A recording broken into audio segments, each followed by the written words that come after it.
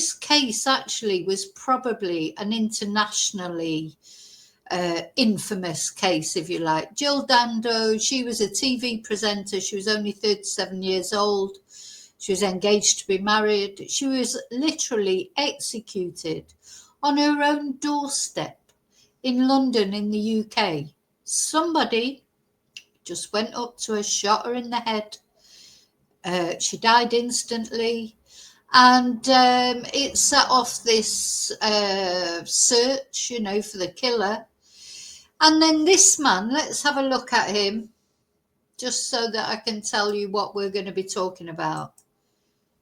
This man, Barry George, he was arrested for Jill Dando's murder. We're going to have a look at the reasons why in a moment. And he was found guilty.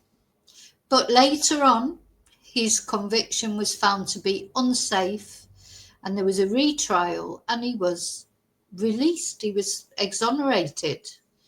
Some people, including me, I'm not sure that he should have been exonerated. It's a very confusing case. The police are certainly saying they're not looking for anybody else. But of course, because this murder then is really unsolved, and Jill Dando, she was famous. She was like a household name in the UK. She was a wholesome sort of girl next door type. She had that Princess Diana look and vibe about her, didn't she? People liked her. She was very popular. And at the end of the day, she was brutally murdered on her own doorstep. And if Barry George is not guilty, then who is? Somebody has got away with this murder. Because somebody murdered her, that's for sure. So that's and the reason we're going to talk about it again today is Barry, who has tried to build a life for himself. You know, he's went to live in Ireland, because this happened in London in the UK, and he lived just round the corner at the time from where Jill Dando was murdered. He's gone off to live in Ireland. There's been a Netflix documentary recently that he spoke, and his sister spoke. Everyone has their views on whether they think Barry is guilty or not guilty, but at the end of the day, he was exonerated. So that's the way our system works. So we have to think he is innocent. He's innocent. He was found to be innocent. But Barry's not innocent in general. You know, he has got quite a lot of offences against women, stalking offences. We're going to have a look at those.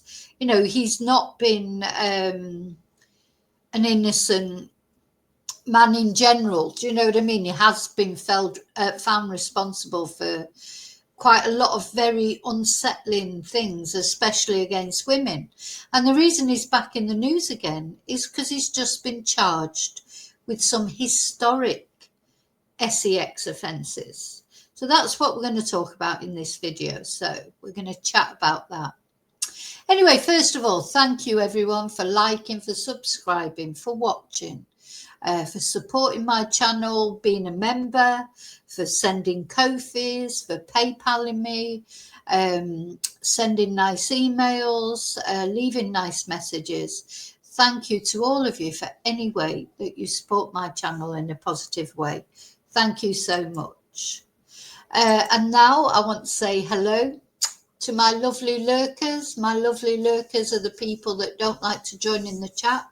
They like to watch the lives, but they don't like to join in the chat. You know, some people don't want to put their head above the parapet, do they? So I want to say hello to you. And of course, hello to replay crew, you people that can't watch live for whatever reason, but you like to watch on catch up. Thank you.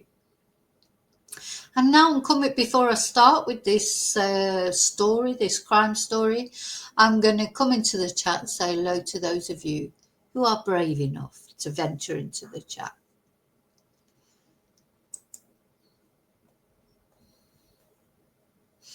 Hey Lily Paulie, hi Bluebell. Yeah, he did. He did call himself that. He also called himself Paul Gadd, which was Gary Glitter, of all people's real name. He's definitely a Walter Mitty character. He's a Walter Mitty character. He's got a lot of mental health issues. He's done a lot of things that are not, and we're going to have a look at the things that he's done. He even, turned up at Buckingham Palace, I think it was, or wherever Prince Charles at the time, who was a prince married to Diana, he turned up there as well. He did. He was a very strange man. I'm sorry, but he was. There's a lot of, and there's a lot of sex offences that he was found guilty of. So this man is not, just your average Joe from the street. That doesn't mean to say that he killed Jill Dando. I'm not saying that he did. I'm just saying I'm not convinced that he didn't. But at the end of the day, he's been exonerated, and that's all that matters.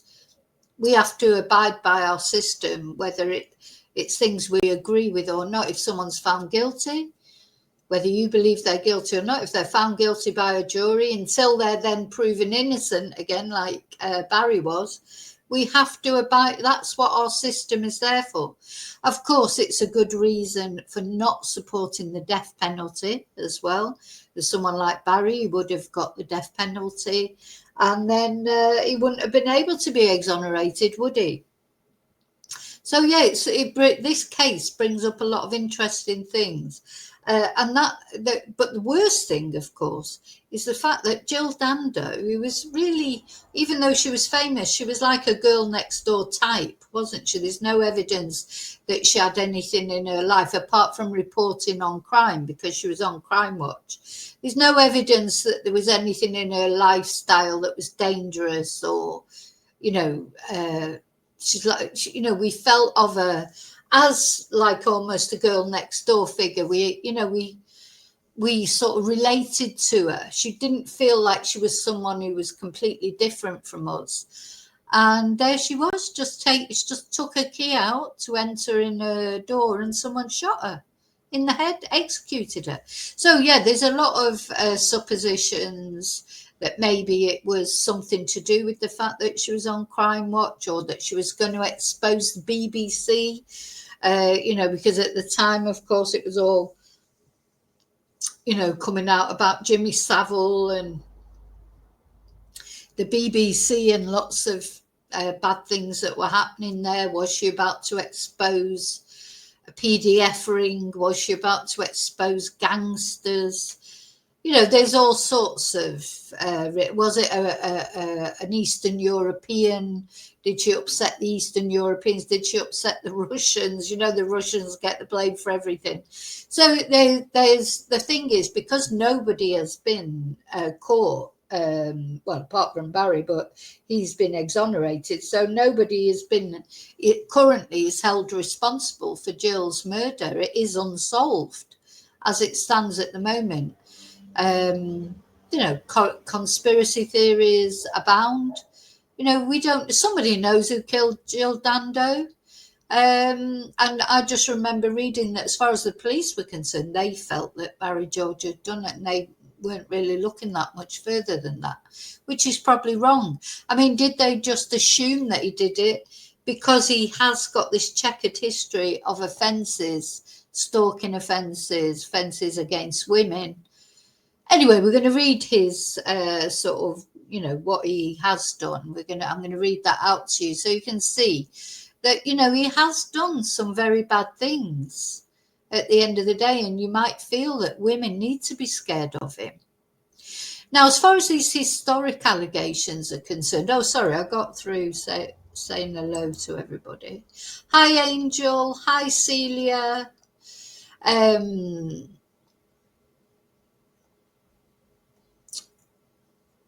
Sorry, I forgot what I was going to say now. So,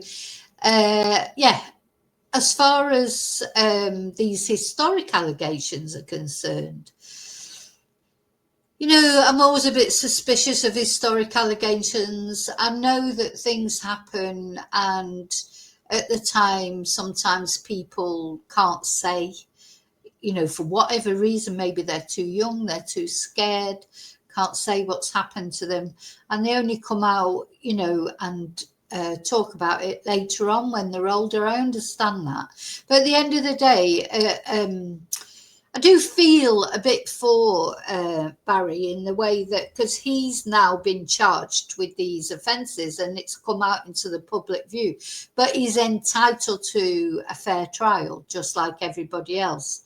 Is he going to get one because of his checkered history? You know, it's difficult, isn't it? But I do think because this happened quite a long time ago, there'll be a lot of people out there who don't even know who he is.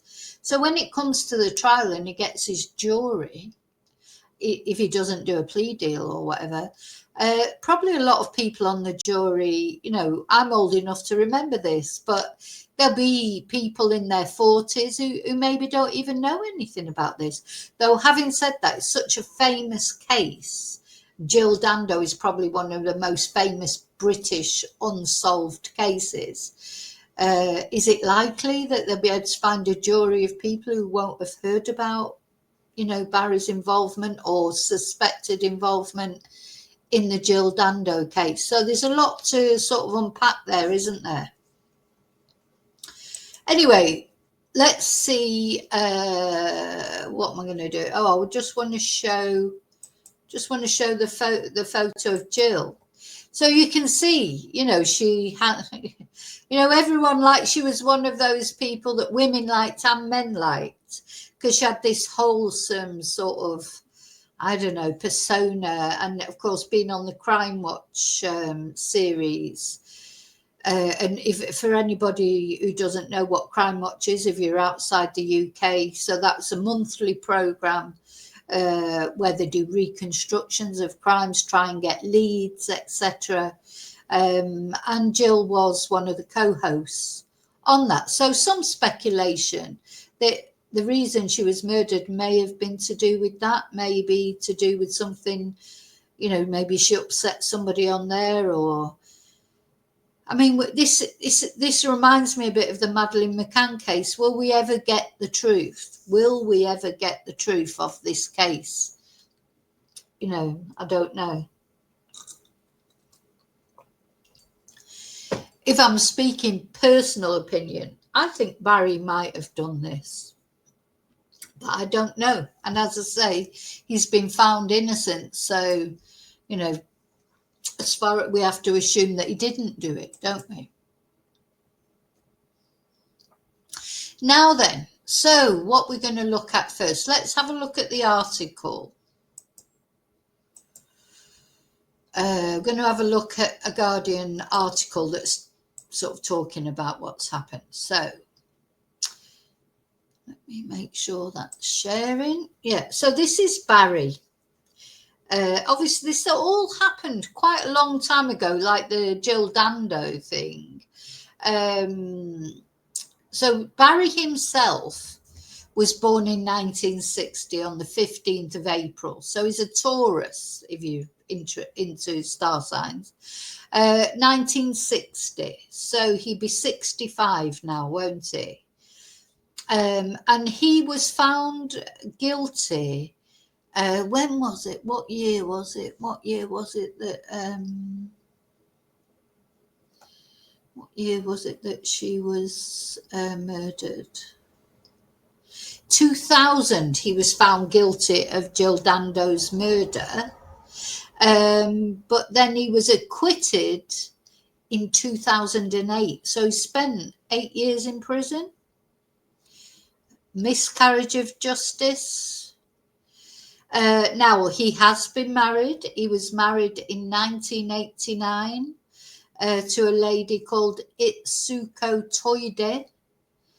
And according to her, he was abusive, aggressive, and they were divorced just a year later in 1990. Now, I think she married him for a passport, I think. Anyway, we're going to look at that in a moment. Now, he's had several names. He called himself Paul Gadd, which, as I say, is Gary Glitter's real name. He called himself Thomas Palmer. I don't know who that was. He called himself Steve Majors.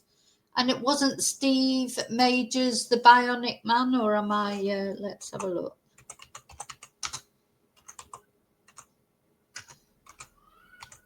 You know, he's definitely got a lot of problem. Yeah. Steve Majors, that reminds me of the $6 million man, or whatever it was, a program. That was Lee Majors, wasn't it? It was Lee Majors.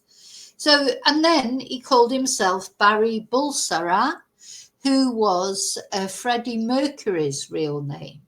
So he's, you know, he's quite unstable. I mean, I think we've got to accept whether he's guilty or not of Jill Dando's murder or of these this new offence that he's been charged with.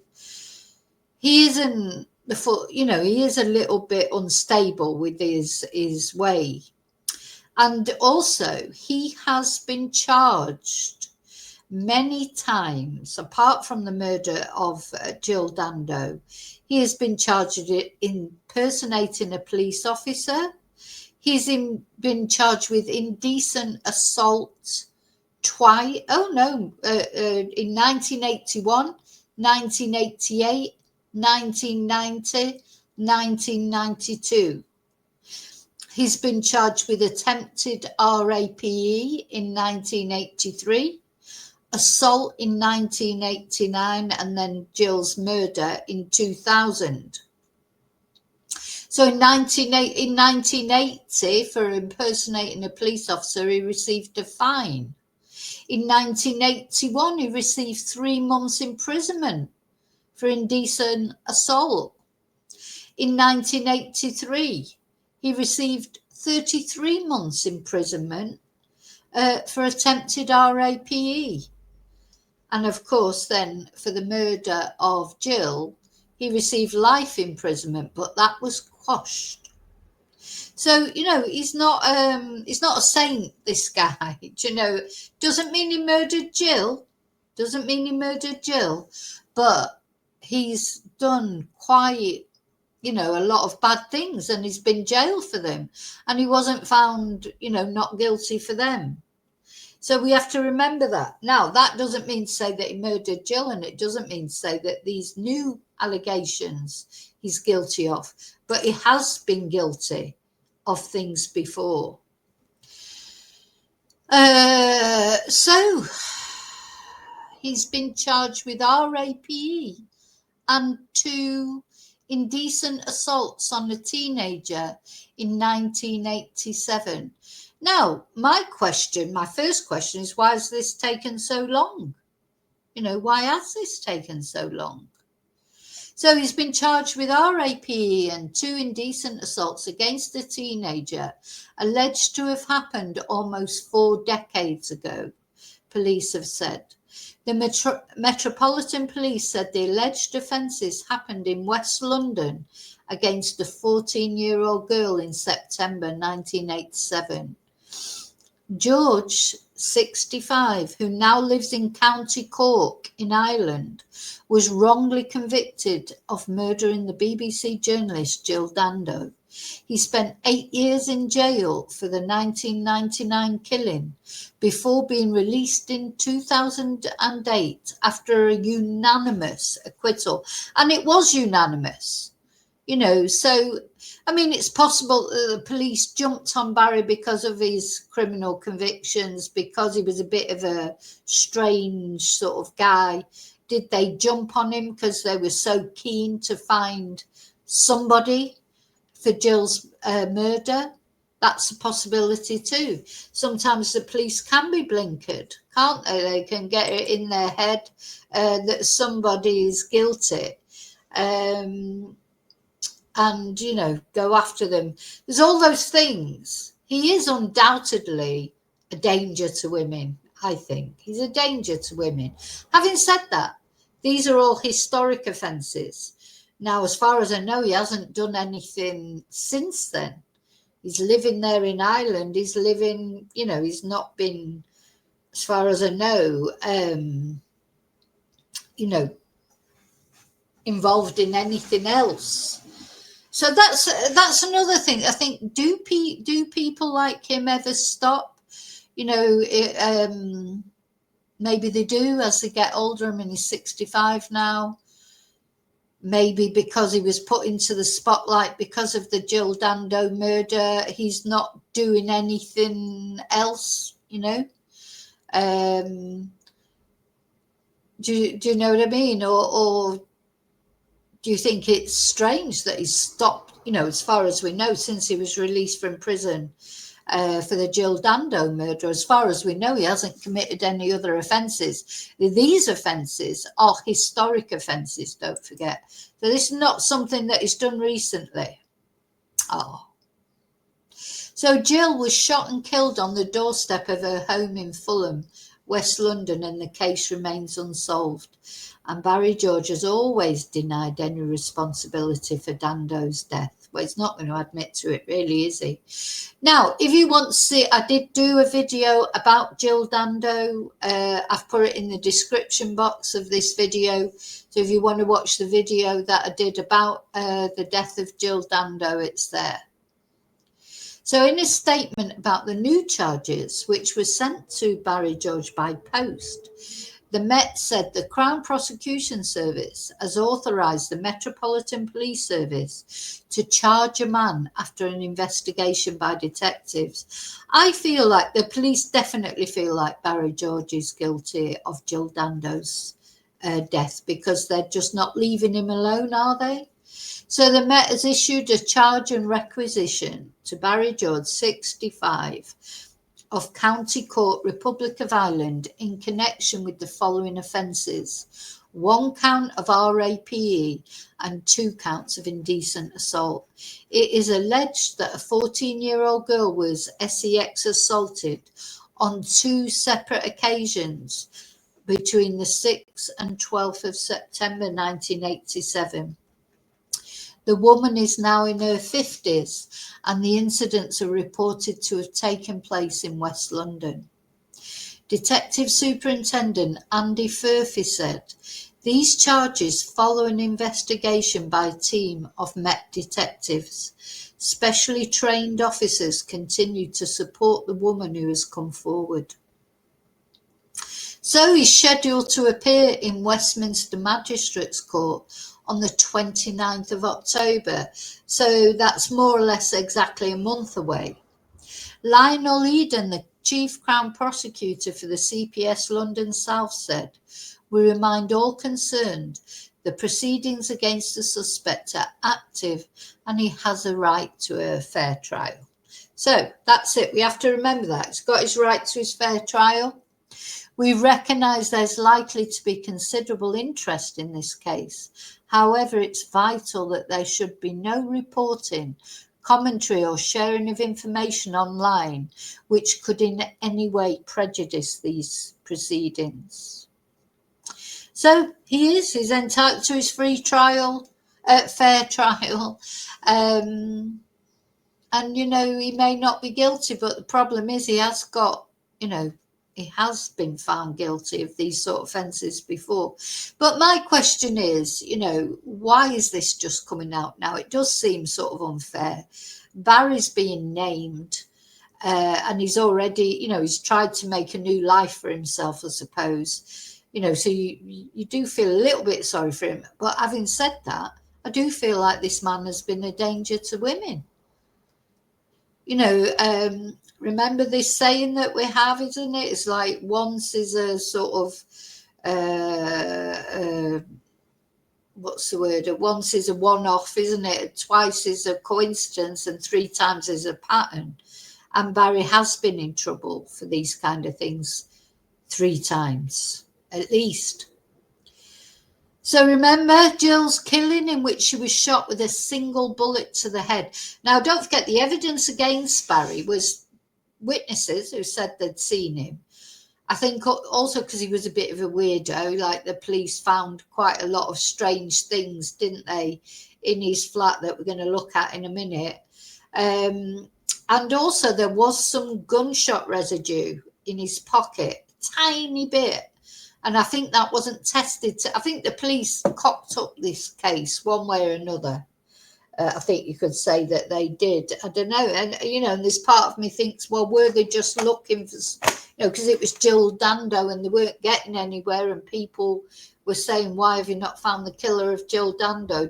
Was he just a convenient patsy? That's a possibility, because, being a bit of a strange one doesn't make you a murderer.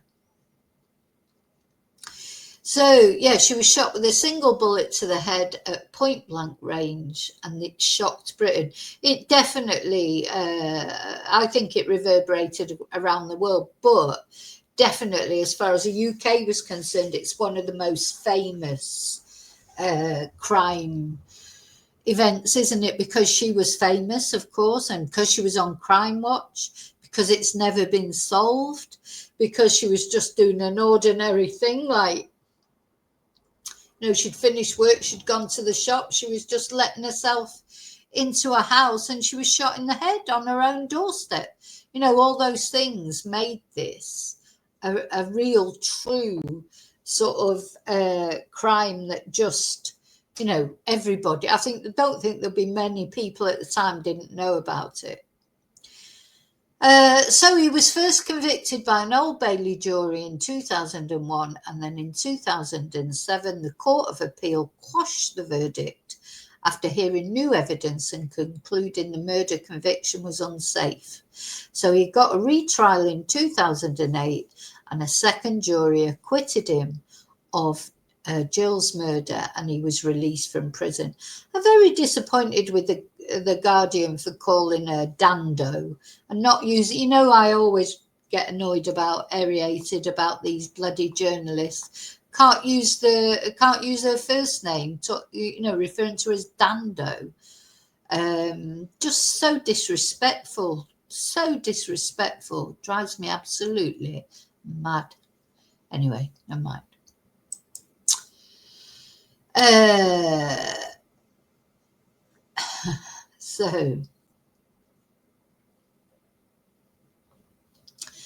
So let's hear a bit more about. So on his wiki, he's got a Wikipedia page, and it tells us more about the circumstances. So no motive could be found, no evidence emerged from criminals or British intelligence of a contract or conspiracy to kill Jill. So they're doing it on Wikipedia as well, calling her Dando. So the police began to reassess evidence that had been set aside at the start of the inquiry, and the circumstantial evidence against Barry George was a single particle of firearm discharge residue, and that spec matched the ammunition used in Jill's murder. So that's why he was convicted. I think also somebody said they'd seen him as well, but so let's hear a little bit about Barry, who was born on the 15th of April 1960 in Hammersmith Hospital, London. He's the youngest of 3 children. This is just his Wikipedia page I'm reading out.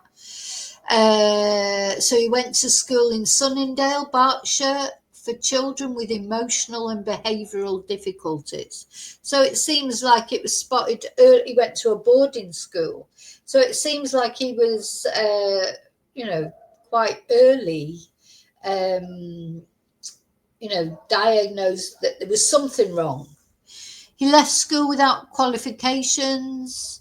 Now, this is strange. His only employment that he had was as a messenger at BBC Television Centre. It all comes back to the BBC, doesn't it? And he was on a fixed term contract for 6 months. The job lasted only 5 months. Now, don't forget, this is Wikipedia I'm quoting from, so I'm just telling you the honestly there. So he's been called a lone, obsessive, Walter Mitty type figure for his desire to impersonate famous figures. He adopted several pseudonyms. he started at school, where he used the name Paul Gadd, which was the real name of singer Gary Glitter. That wasn't a good omen, was it? I mean, of course, we have to remember that Gary Glitter, he wasn't always known as a PDF. I mean, I remember liking Gary Glitter when I was young. I remember me and my friends, we went to watch his film at the cinema. There was a film about Gary Glitter. I can't remember what it was called, but it was like one of his concerts or whatever. A lot of people like Gary Glitter. So, I suppose that's why he changed his name. When it all came out about Gary Glitter, he probably changed his name. And then in March 1980, he tried to join the Metropolitan Police and he failed. So he was then arrested and charged for impersonating a police officer. He wanted to be a police officer because he'd obtained false warrant cards.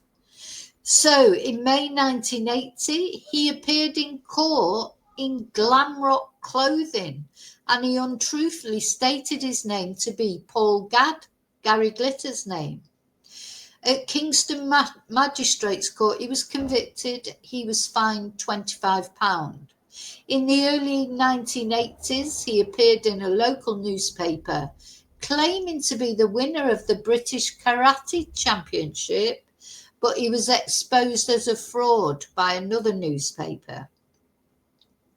In 1980, he joined the TAs, the Territorial Army, according to Wikipedia, but he was discharged the following year. He then adopted the persona of SAS member Tom Palmer, who was one of the soldiers who ended the 1980 Iranian embassy siege. Then in March and August 1980, he was arrested and charged for indecent assault, and he went to trial on the 2 counts in June 1981. He was acquitted of indecent assault against one woman and convicted of indecent assault against another woman, for which he received a 3-month sentence suspended for 2 years. Using the name Steve Majors, he claimed to be a stuntman, and he convinced a stadium to stage a show in which he would jump over 4 double-decker buses on roller skates. He injured himself attempting this stunt. Then, in January 1983, he was charged with RAPE for a February 1982 essay of a woman in Acton. In March 1983, he was convicted at the Old Bailey, untruthfully again stating his name to be Steve Majors for attempted RAPE in the February 1982 attack, and he served 18 months of a 33-month sentence.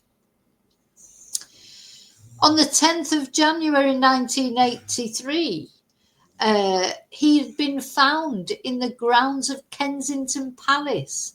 At that time, it was the home of Prince Charles and Diana, Princess of Wales. He was discovered hiding in the grounds, wearing a balaclava and carrying a poem he had written to Prince Charles. So he's a bit, he's got quite a lot of strange things, hasn't he? He's not a saint. Let's say he's not a saint. Doesn't mean he's a murderer, of course. We've got to remember that. But is this why the police focused in on him? Anyway, then on the 2nd of May 1989 at Fulham Register Office, he married a 35-year-old Japanese student, Itsuko Toide, and she described the marriage as a marriage of convenience, but nonetheless violent and terrifying.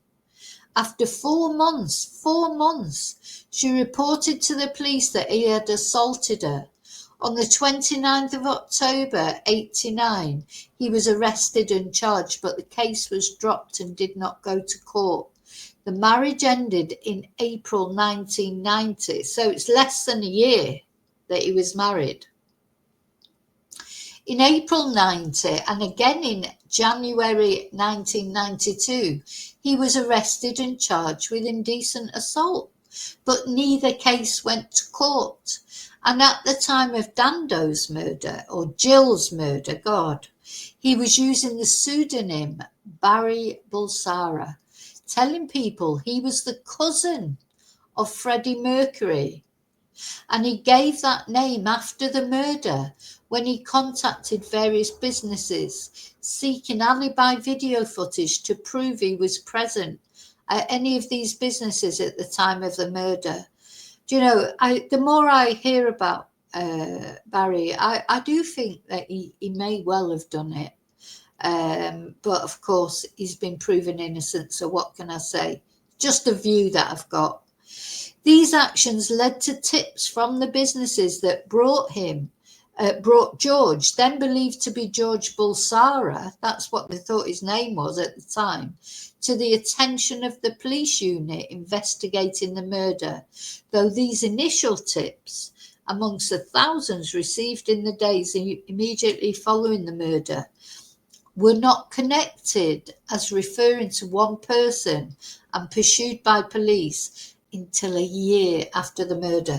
This is the problem right there, you know, because he used different names and the police didn't join the dots. It wasn't till a year after the murder that they started investigating him. I think in the beginning the police were convinced Jill had been assassinated by, you know, something to do with a Crime Watch thing, or and then by the time they realised that maybe that wasn't the case, it was a year on.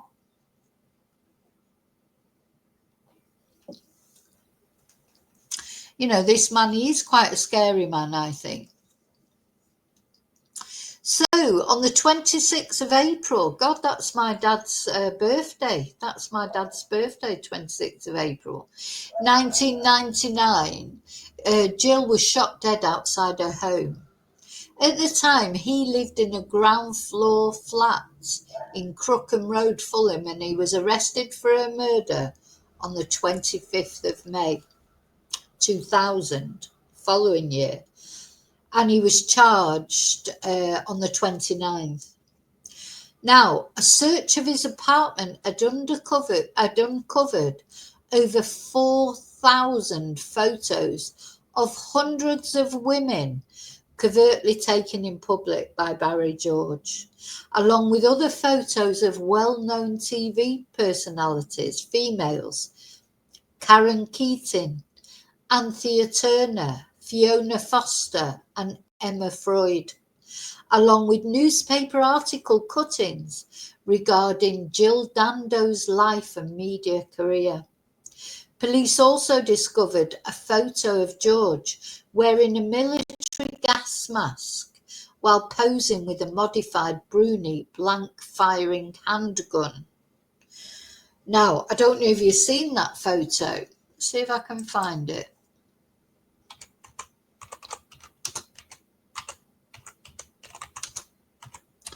But, you know, it's quite chilling. You know, he's a sick puppy, whichever way you look at it. You know,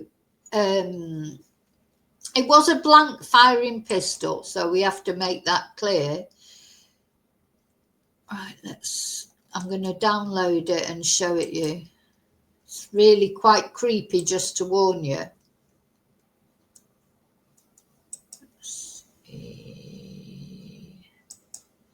You know, you can see why the police would charge him. At the end of the day, you know, you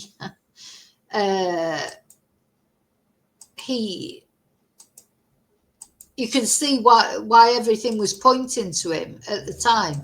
Just, I feel that the police, it's a shame that they didn't get onto him earlier in the case, because you know, that sort of made everything more complicated.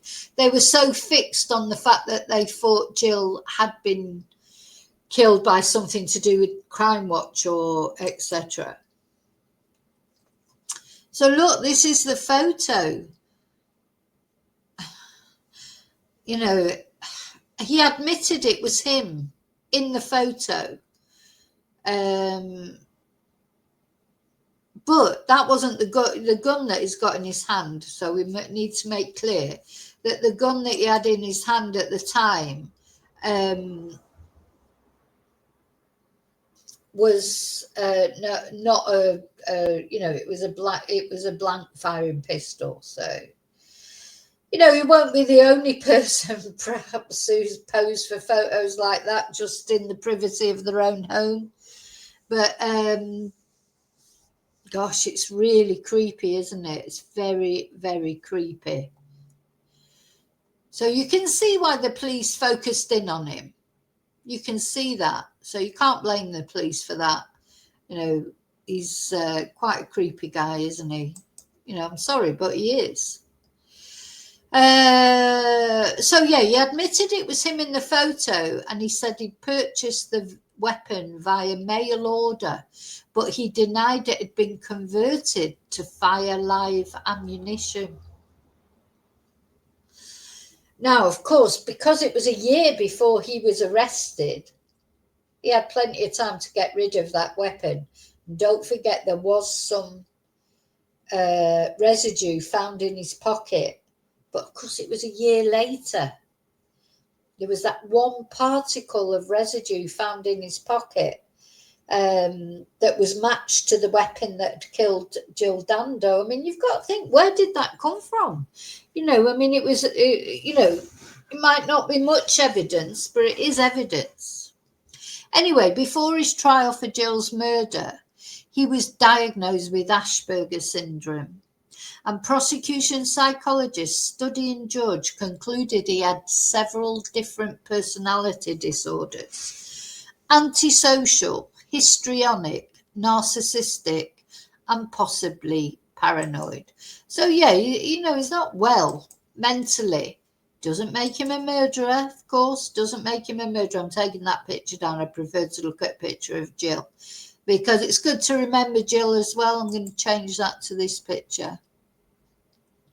Jill, it's terrible that nobody's been held properly to justice for the murder of Jill, isn't it? So yeah, as well as somatization and factitious disorders, attention deficit hyperactivity disorder, he was said to have epilepsy and have an IQ of 75.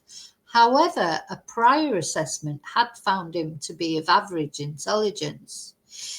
He was convicted by a majority of 10-1, and he was sentenced to life imprisonment on the 2nd of July 2001. But even at the time, this verdict was considered unsafe. So I'm not going to go through all his appeals, etc., just enough to know that, he was successful in his appeal. In 2007, the Court of Appeal announced the appeal was allowed and the conviction quashed. So this gave him a new trial. So in summary, the reasoning of the court was that at the trial, the prosecution had relied primarily on 4 categories of evidence. One witness who had identified him as being in Jill Dando Street 4.5 hours before the murder. And other witnesses, although they could not pick him out at an identity parade, they saw a man in the street 2 hours before the murder that might have been George. He had also told lies in an interview.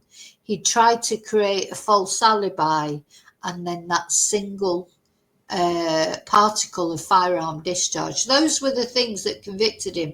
It is quite sketchy, isn't it? Really, that they need, wasn't loads of it.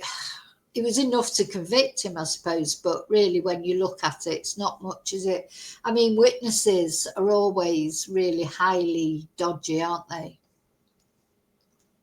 So the prosecution had called an expert witness whose evidence suggested it was likely that the particle of firearm residue came from a gun fired by George rather than some other source. So, but then later, a forensic scientist said that potentially 1 in 100 people could have gunshot residue on their clothing, picked up from someone else, possibly a hobby shooter or an armed police officer. Sorry, I don't believe that. I think that's a load of rubbish. You really think it's the coincidence of somebody having a little bit of shotgun residue in their pocket and they happen to have, been accused of murder? I'm not having. I don't believe that at all. But anyway, that was what was taken into account. So yeah, apparently they said it was no more likely that the particle had come from a gun fired by George than it had come from some other source. And that is why his conviction had to be quashed. And then he was retried. He didn't apply for bail. He was kept in custody. And he was found overwhelmingly innocent. So there you go. Yeah. That was it. So he then moved in 2010. He moved to Ireland to be closer than his sister. I don't know if you've seen. If you've got Netflix, there's a good documentary, Who Killed Jill Dando, and both him and his sister talk in that. So he's probably quite well off because he's won damages from tabloid newspapers. The news group, The Sun, the News of the World. He accepted settlements. And then also the Mirror Group newspapers, who then claimed that he had developed an obsession with singer Cheryl and newsreader Kay Burley. I don't know if that's true or not, but anyway, he got compensation. He then made a claim for £1.4 million compensation in respect of his wrongful imprisonment. And I don't know if he got that or not, but I expect he got some compensation. And now here we are again. He's being charged, as I say, again. Is this guy guilty of these historic charges, or is he just like the prime suspect for everything because he's a little bit, off the wall? I think this picture is chilling, to be honest.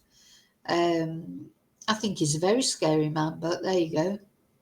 What do I know?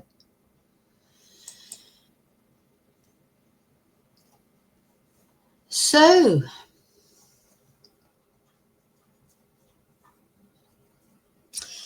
yeah, Susie, I haven't seen the video of him jumping over the motorcycle, but he injured himself, didn't he? He convinced, he is a Walter Mitty. He convinced people he was a stuntman. He wasn't really a stuntman. And how he convinced that arena to, to allow him to do that, I don't know. Don't know if it be. Let's see if I can see it.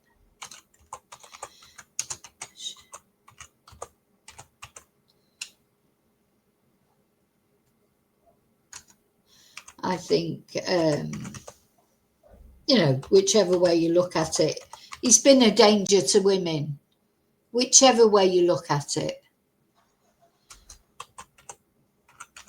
And he's been found guilty a couple of times. Doesn't mean to say he's guilty this time.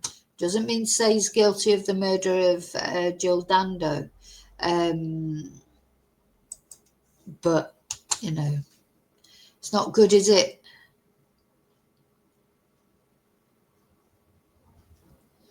Not good.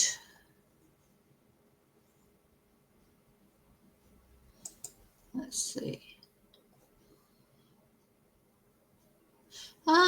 Apparently he didn't try it on a motorcycle. He did it on skates. But anyway, let's have a look at this. You haven't tried this. You've no idea what it's going to be like. And you're just going to go out there on Saturday evening and have a go. The chances are you're going to end up in the hospital. It's a chance I'll take. Oh!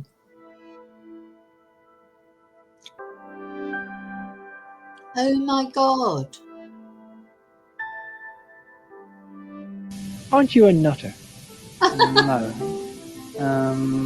I do stunts every day of my life, and No, he the didn't. last 11 years I've not had one accident, so I think that's... Listen, in the past 11 years, I've only had one accident. He wasn't a stuntman. So he said his name was Steve Majors. I mean, he's a total fantasist, isn't he? good track record. We're coming down from approximately 60 feet, which is the very top of the ramp, down to about 20 feet, which is the other bottom of the takeoff ramp, clearing 40 feet distance and landing on the other ramp, which is approximately 16 feet. What speed do you reckon you have to achieve to be able to clear it? We'll be hitting 60 feet, 60 miles an hour. That's moving at 88 feet per second. So you've never actually done anything like this before? So he's even got his name on his T-shirt, Steve Majors. Never in the world. It's never been done. But haven't you had to go on a mini ramp or anything just to have a practice? No, not at all.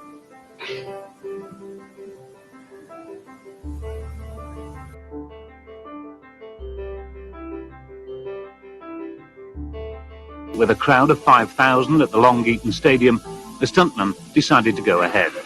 In the heavy rain and winds at gale force, I asked him why. Because I've been planning it for 4 years. He's been planning it for 4 years, so it's heavy rain, gale force wind, and he's going to do this stunt, and he's not even a stuntman.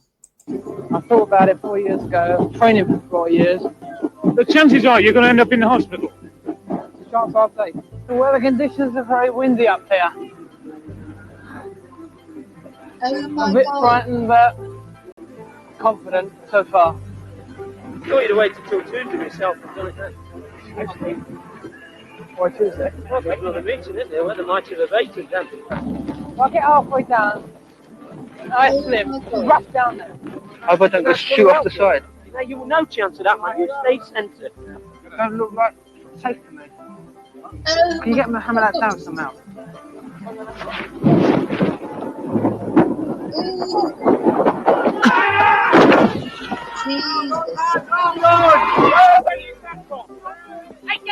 A hospital check later revealed a fractured femur and a dislocation to his spine. But with the adrenaline and the excitement still pumping, Steve insisted on a final wave to the crowd.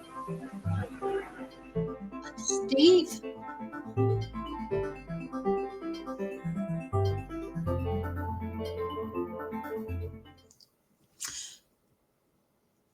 You've no idea what it's going to be like, and you're just going to go out there on Saturday evening and have a go. The chances are you're going to end up in the hospital. It's a chance I'll take.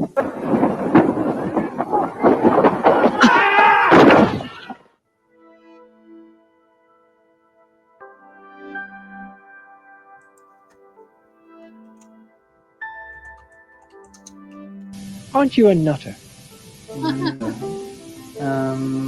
I do stunts every day of my life, and the last 11 years I've not had one accident, so I think that's a good track record. We're coming down from approximately 60 feet, which is the very top of the ramp, down to about 20 feet, which is the other bottom of the takeoff ramp, clearing 40 feet distance and landing on the other ramp, which is approximately 16 feet. What speed do you reckon you have to achieve to be able to clear it? We'll be hitting 60 feet, 60 miles an hour. That's moving at 88 feet per second. So you've never actually done anything like this before? Never in the world. It's never been done. But haven't you had to go on a mini ramp or anything just to have a practice? No, not at all.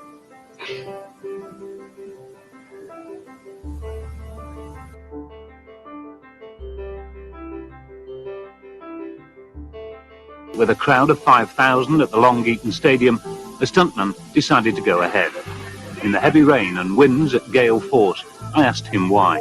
Because I've been planning it 4 years. I thought about it 4 years ago, training for 4 years. The chances are you're going to end up in the hospital. It's a chance I'll take. The weather conditions are very windy up here.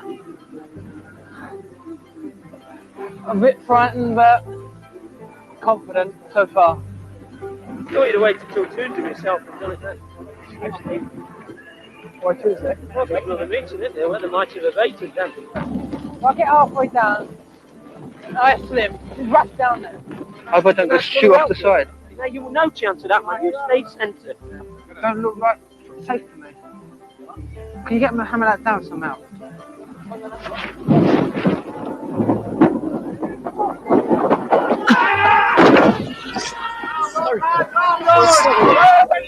I'm not laughing because it's funny. A hospital check later revealed a fractured femur and a dislocation to his spine. But with the adrenaline and the excitement still pumping, Steve insisted on a final wave to the crowd. Oh my God, do you know what?